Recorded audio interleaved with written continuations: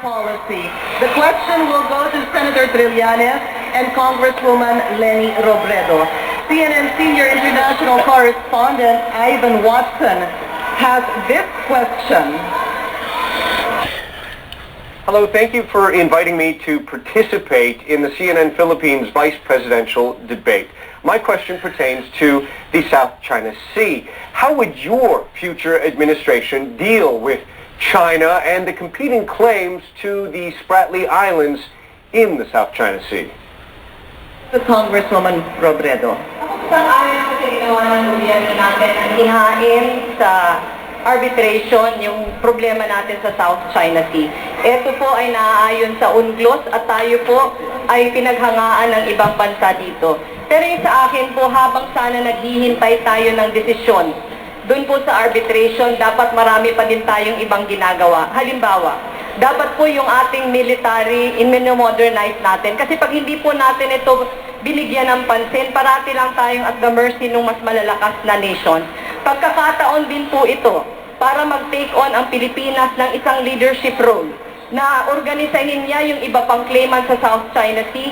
Kasi po mas magiging malakas yung claim natin pagkabahagi na dito yung Indonesia, yung Vietnam, yung iba pang mga bansa na meron ding claims dito. Sangayon din po ako na lahat na peaceful means hanapin para makipag-negotiate, multilateral means, ang hindi lang po ako sang-ayon pag bilateral. Thank you, Congresswoman. Senator Trillanes, your next question. We have to unite as a nation behind the arbitration case. At this point in time, antayin natin yung resolution ng arbitral tribunal. Now, in the meantime, kailangan natin mag-modernize kasi we need to stand on our own two feet and defend ourselves. However, itong pag-modernize natin ng armed forces, matagal po yan at magastos po yan. Ngayon, may problema rin tayo sa kahirapan, so babalansehin yan. So, in the meantime na nagmo-modernize tayo, dahan-dahan, kailangan natin paigtingin ng ating alyansa with our strategic partners. Kasama na dyan yung mga ASEAN nations, ang Estados Unidos, Japan, and Korea. Ganon din, dito po sa pag-deal with China, kailangan natin hindi hostile ang ating relationship sa kanila dahil may ibang aspeto ang ating relationship. Andyan na yung trade and commerce, yung rights ng mga OFWs, at yung turismo. Thank you, Senator Trillanes. Senator Marcos, I know you wanted to answer this question, however, and this next question is for you and Senator Escudero. And this question is from CNN anchor and correspondent Christy Lou Stout. Thank you for having me, and I'm delighted to take part in the CNN Philippines vice presidential debate. If I may, a two-part question about the future of the relationship between the Philippines and the United States. What is your message to the next president of the United States about how the alliance should evolve, and which candidate, in your mind, do you think would be best for the alliance, Donald Trump or Hillary Clinton? Senator Marcos. First of all, I would like to remind everyone that I would like to remind the United States, our long-time allies, that we in the Philippines are working towards the national interest, not for Washington, not for Beijing, but for the Philippines, and that must be the guiding principle behind all that we do.